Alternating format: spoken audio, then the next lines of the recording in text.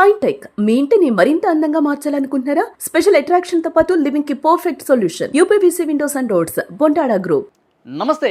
సుదీర్ఘమైన 15 వారాల ప్రయాణం, ఎన్నో గడువులు, మరెన్నో ఎమోషన్స్, ఊహించని ట్విస్ట్ల మధ్య సాగిన బిగ్ బాస్ తెలుగు సీజన్ 9కి ఒక గ్రాండ్ ఎండింగ్ అయితే దొరికేసింది. అందరూ అనుకున్నట్టే కోట్లాది మంది ప్రేక్షకుల మద్దతుతో కళ్యాణ్ పగడాల విజేతగా అవతరించారు.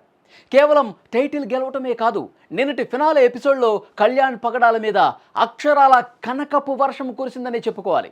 ట్రోఫీతో పాటు ఆయన ఇంటికి తీసుకెళ్లినటువంటి డబ్బులు, బహుమతుల లిస్టు చూస్తే నిజంగా మైండ్ బ్లాక్ అవ్వాల్సిందే. బిగ్ బాస్ హిస్టరీలోనే వన్ ఆఫ్ ది లక్కీయెస్ట్ విన్నర్గా కళ్యాణ్ నిలిచాడు. అసలు ఆయన గెలుచుకున్న మొత్తం ఎంత, చేతికి ఎంత వచ్చింది, ఇప్పుడు క్లియర్గా మీకు చెప్పే ప్రయత్నం చేస్తా. బిగ్ బాస్లో అడుగుపెట్టిన మొదటి వారం ఆయన ఒక సాదాసీదా కంటెస్టెంట్, పెద్దగా ఎవరికి తెలియదు. కానీ వారాలు గడుస్తున్న కొద్దీ తన సహనంతో, నిజాయితీతో ఆడుతూ ఒక్కో మెట్టు ఎక్కుతూ వచ్చారు. ఎవరు రెచ్చగొట్టినా కూల్గా ఉండటం, టాస్క్ వస్తే ప్రాణం పెట్టి ఆడటం కళ్యాణ్కి ప్లస్ అయింది. ముఖ్యంగా నామినేషన్స్లో ఆయన మాట్లాడే తీరుకి యువత ఫిదా అయిపోయారు. బయట భారీ ఫ్యాన్ బేస్ తయారైంది.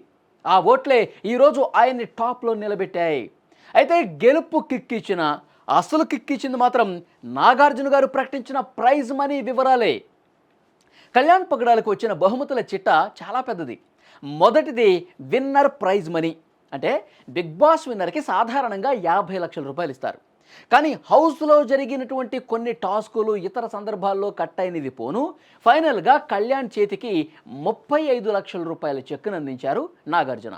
కేవలం ఈ 35 లక్షలే కాకుండా షో స్పాన్సర్స్లో ఒకరైన ర్యాఫ్ గ్రిప్పింగ్ కళ్యాణ్కు మరో 5 లక్షల క్యాష్ ప్రైజ్ను అందించింది.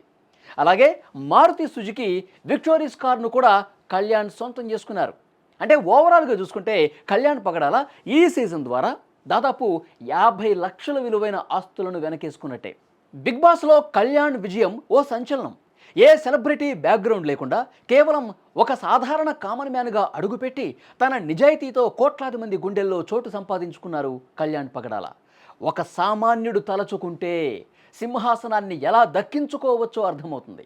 ఇది కేవలం కళ్యాణ్ ఒక్కడి గెలుపు కాదు, ఆయనలో తమని తాము చూసుకున్న ప్రతి సామాన్యుడి విజయం.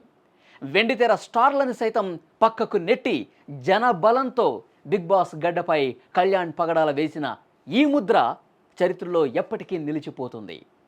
బిగ్ బాస్ టైటిల్తో కళ్యాణ్ పగడాల ప్రస్థానం కేవలం ఆరంభం మాత్రమే.